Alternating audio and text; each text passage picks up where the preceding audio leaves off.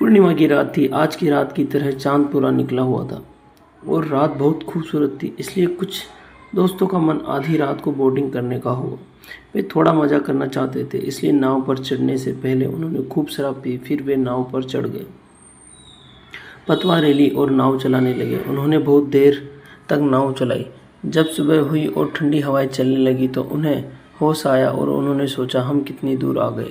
हम पूरी रात नाव चलाते रहे, लेकिन जब उन्होंने गौर से देखा तो पाया कि वे अभी भी उसी किनारे पर थे जहां वे पिछली रात थे। तब उन्होंने एहसास हुआ कि वे क्या करना भूल गए। वे नाव को इतनी दूर तक खेते रहे, लेकिन उसे खोलना ही भूल गए। और जिसने अपनी नाव को किनारे से नहीं खोला, वह चाहे कितना भी दुख उठाए, कितना ही रोए, इस अनंत सागर में वह कहीं नहीं पहुंच पाएगा। आपकी चेतना की नाव जिससे बंधी है, यह वह आपके शरीर से, आपके विचारों से, आपकी भावनाओं से। शरीर, विचार और भावनाएं, यही आपका निकार है, यही आपका किनारा है।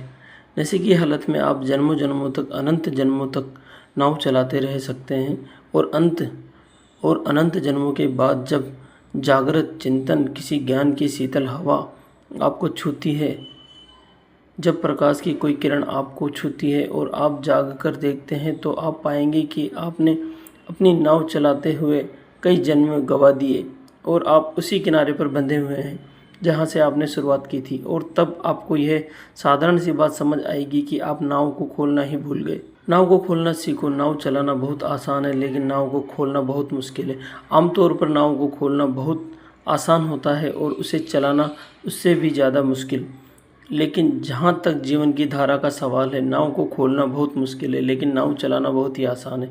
रामकृष्ण के एक बार कहा था, अपनी नाव खोलो, अपने पाल खोलो और ईश्वर की हवाएं तुम्हें ले जाएंगी। तुम्हें नाव चलाने की भी ज़रूरत नहीं पड़ेगी। उन्होंने जो कहा वह सच था। अगर तुम नाव खोलोगे तो देखोगे कि दिव्य हवाएं पहले से ही वो बह रही हैं और तुम्हें दूर किनारों तक ले जाएंगी। और जब तक तुम दूर किनारों तक नहीं पहुंचोगे, तुम्हें आनंद का पता नहीं चलेगा। लेकिन पहले तुम्हें अपनी नाव को खोलनी होगी। ध्यान का मतलब है कि आप नाव खोल दें। वे लोग अपनी नाव क्यों नहीं खोल पा रहे थे? वे नशे में थे, बेहोश थे, और सुबह जब उठे, ठंडी हवाएं लगी और होश आया तो उन्होंने पाया कि नाव अभी भी बंधी हुई है और किनारे पर ही है। ध्यान का मार्ग मैं बताया ओशो।